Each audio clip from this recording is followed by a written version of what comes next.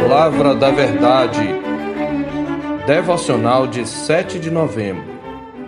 Enriquecidos na palavra, na comunhão e na adoração. Habite ricamente em vós a palavra de Cristo. Instruí-vos e aconselhai-vos mutuamente em toda a sabedoria, louvando a Deus com salmos e hinos e cânticos espirituais, com gratidão em vosso coração. Colossenses 3,16. Ao se referir à palavra de Cristo, Paulo deveria ter pelo menos duas ideias em mente. Primeiro, ele quis ressaltar que a palavra procede de Cristo.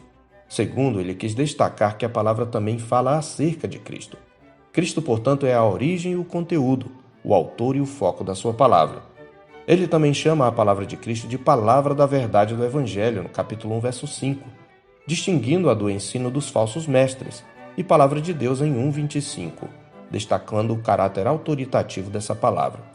Paulo se colocava como ministro dessa palavra segundo a dispensação da parte de Deus a ele confiada, o que significa que ele era um mensageiro autorizado. Neste sentido, ele estava na mesma linha dos demais apóstolos e dos profetas do Velho Testamento, sendo que o Evangelho apostólico revela o cumprimento daquilo para o que os profetas apontavam. Portanto, a recomendação certamente se aplica a toda a Escritura, como ele mais tarde testificará em 2 Timóteo 3:16 e 17. Toda a Escritura é inspirada por Deus e útil para o ensino, para a repreensão, para a correção, para a educação na justiça, a fim de que o homem de Deus seja perfeito e perfeitamente habilitado para toda boa obra. O conselho divino habite ricamente em vós, a palavra de Cristo, tem pelo menos 3 implicações. Primeiro, que a palavra deve habitar em nós permanentemente. Isto significa que, como regra de fé e prática, a palavra de Cristo é definitiva. O verbo habitar descreve a morada definitiva, distinta da habitação provisória do peregrino. Significa que a Escritura, como norma de vida, não perde a validade. Consequentemente, não precisamos atualizar a Bíblia. Ela é a semente incorruptível a partir da qual fomos regenerados. Ela é intocada pelo tempo. É a palavra de Deus a qual vive e é permanente, conforme 1 de Pedro 1,23. Jesus mesmo declarou: passará o céu e a terra, porém as minhas palavras não passarão, conforme Mateus 24:35. É claro que a Escritura foi escrita em culturas distintas e épocas distantes da nossa, e que nossa leitura precisa ser contextualizada ao nosso tempo, cultura e linguagem, de modo que possamos entender os princípios universais nela contidos. Também é verdade que alguns preceitos da Escritura tinham vigência temporária, cessando sua obrigatoriedade com o advento de Cristo. No entanto, o que determina a validade das verdades bíblicas não é a nossa cultura, mas a própria Escritura. Ela mesma se atualiza. Na verdade, o Novo Testamento é, por assim dizer, a atualização daquilo que foi revelado no Antigo, inclusive estabelecendo que preceitos da Escritura são permanentes, bem como os princípios permanentes subentendidos nos preceitos temporais. Para citar um exemplo, os sacrifícios da velha aliança cessaram conforme a própria Escritura, mas a verdade que eles comunicavam é permanente, a saber que sem derramamento de sangue não há remissão de pecados, conforme Hebreus 9:22. Por isso precisamos dos 2 testamentos para compreender a verdade de Deus, e não estamos autorizados a considerar virtuoso ou lícito aquilo que a Escritura chama de pecado, somente porque nossa cultura relativista criou sua moralidade alternativa. As representações humanas da realidade presentes na cultura são falíveis por natureza, mas a palavra de Cristo é a revelação infalível da realidade. Como profeta de Deus, a igreja deve permanecer fiel à palavra de Cristo, pois a cultura é passageira, mas a Escritura é permanente, como está escrito. Uma voz diz: clama, e alguém pergunta: que hei de clamar? Toda a carne é erva e toda a sua glória como a flor da erva. Seca-se a erva e caem as flores, soprando nelas o hálito do Senhor. Na verdade, o povo é erva. Seca-se a erva e cai a sua flor, mas a palavra de nosso Deus permanece eternamente. Isaías 40, de 6-8. As Escrituras do Novo Testamento reiteram essa verdade em 1 de Pedro 1, 24 e 25. E Pedro ainda destaca: ora, esta é a palavra que vos foi evangelizada. Ou seja, o que foi anunciado no Velho Testamento é o mesmo evangelho pregado aos crentes da Nova Aliança. Aplicando esta verdade àqueles que a obedecem, outro apóstolo de Cristo ressaltou: ora, o mundo passa bem como a sua concupiscência. Aquele, porém, que faz a vontade de Deus permanece eternamente. 1 de João 2,17.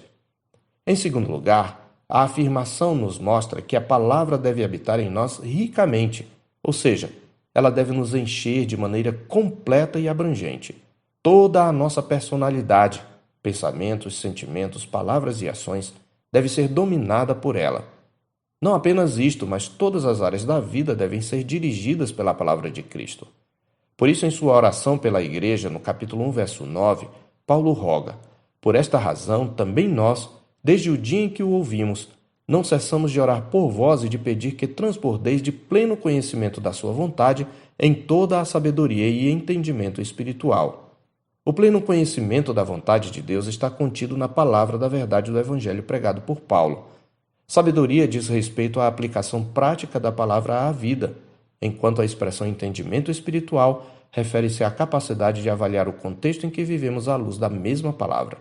Neste sentido, não há dicotomia entre atividades sagradas e seculares, entre nossas devoções e nossas ocupações temporais. Ambas as áreas são igualmente guiadas pela palavra, de tal forma que nossa liturgia dominical deve se reproduzir em nossas liturgias culturais.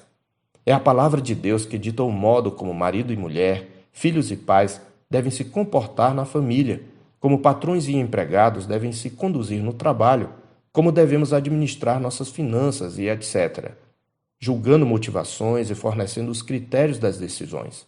Sobre isto, a Confissão de Fé de Westminster declara no capítulo 1, parágrafo 6º, que todo o conselho de Deus, concernente a todas as coisas necessárias para a glória dele e para a salvação, fé e vida do homem, ou é expressamente declarado na Escritura, ou pode ser lógica e claramente deduzido dela, embora ela reconheça no mesmo parágrafo que há algumas circunstâncias quanto ao culto de Deus e ao governo da Igreja, comuns às ações e sociedades humanas, as quais têm de ser ordenadas pela luz da natureza e pela prudência cristã, segundo as regras gerais da palavra, que sempre devem ser observadas.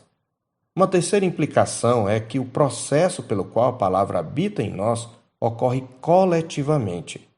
Embora isto não anule o princípio do livre exame das Escrituras, nem tampouco a importância de nossas devoções espirituais, Paulo deixa claro que o aprendizado da Escritura é uma atividade eminentemente comunitária.